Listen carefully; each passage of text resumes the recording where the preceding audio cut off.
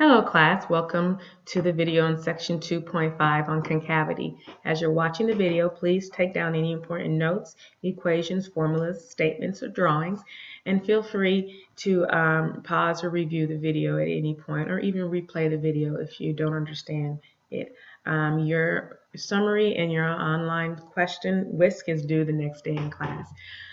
So let's begin. We're going to talk about a term, concavity, which may be new to you in Precalculus, but it's actually going to be very useful to you in calculus. So we've been looking at linear functions, and one of the things about linear functions is that their curves are considered straight line curves, and they have no concavity. But what if a curve does have, is not a line? Then it can either curve one of two ways. It can curve down, which would be concave down, or in this French term, concavité, down, or it can curve up, and we call it concave up. The point at which it curves, it changes from curving up and down, or down and up, is called the inflection point, which we'll look at a little bit more in detail in the upcoming videos. So it's easy to determine whether a graph is concave up or concave down. It's even easier to determine on which interval a graph is concave up or concave down if we have a picture of the graph. But what if we don't have a picture of the graph? And now it comes to where we have to determine another format. And one of those formats is numerically. And numerically basically means with a table of values. So let's take a look at Kareem being a runner, I guess. And Kareem, we have a table of values that are tracking the time and the distance which Kareem has traveled. And as we can see here, we don't have a picture of the graph. So if I were to ask you, where is Kareem's distance concave up or concave down, you would not be able to tell me right away because you don't have a graph. But we can figure this out numerically. And how do we do that? Well, this we call something called finite differences, which is if we're using a table of values, we look at the change in the x values. In this case, they're all 1. And we compare them with the change in the y values. In this case, this is 20.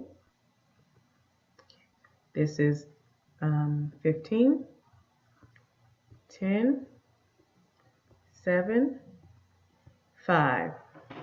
So if I were to compute the rate of change at each of these points, I would get positive numbers. But if I determine that it looks like the rate of change is decreasing. So over this interval, it seems like, the rate of change is 20 over 1. In this interval, the rate of change is 15 over 1. The rate of change on this interval is 10 over 1. And the rate of change over this interval is 7 over 1 and vice versa. So let's add another column to represent the rate of change over the interval. And as you can see, since we're talking about the change in distance over the change in time, that's kind of like a speed value, which we worked with last semester. And as you can see, the speed is still positive over the interval from 0 to 5 hours, but the rate of change is decreasing, which means the slope, if I were to take tangent lines at each of these intervals, the slopes would be decreasing, even though that they would be positive. Okay, well, when that happens and we were to plot this graph, we would see what type of graph would this be, what type of concavity would this graph have, and if you said the concavity would be concave down, you're absolutely correct. So there's a relationship between the concavity of a graph and what's going on with the rate of change, and we're going to take a look at that. If I were to draw little tangent lines at various points around the curve, what you would notice when we represent concave down and concave up is a type of pattern. And here is the pattern.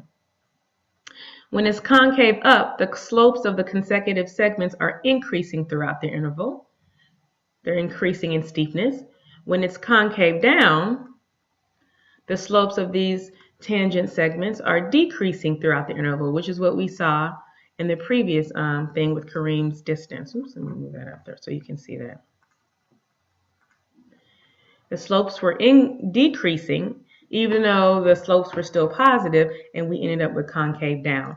Same situation occurs here. As the slopes of consecutive segments are decreasing throughout the interval, you're going to end up with a concave down section of the interval. And the point of inflection indicates a change in concavity. So at the point in which the slopes stop, in this case, decreasing and start increasing, that would be the point of inflection. So now we're going to talk about the relationship between increasing and decreasing intervals and concavity. It's not necessarily the case that if it's concave up, you're always going to be increasing over the interval, and vice versa with this concave down. So let's take a look at some examples. As you can see, we have several examples. These two examples are when the graphs are concave down, as you can easily see. And in this case, the graph is increasing, but it's still concave down. In this graph, on this interval, the graph is decreasing, but the graph is also, the curve is going downward. So this is concave down. So here we have concave down, but yet varying examples of increasing and decreasing. Over here, we have a decreasing function, but yet the the curve is concave up. And over here, you have an increasing function, but the curve is concave up as well too. So don't assume just because the function is concave up that the function is increasing or decreasing on the interval. It could be a combination of both depending on the type of graph.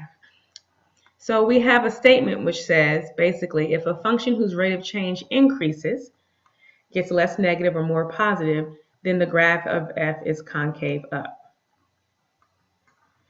Then the graph bends upward. If a function whose rate of change decreases, gets less positive or more negative as we move from left to right, then that graph is concave down.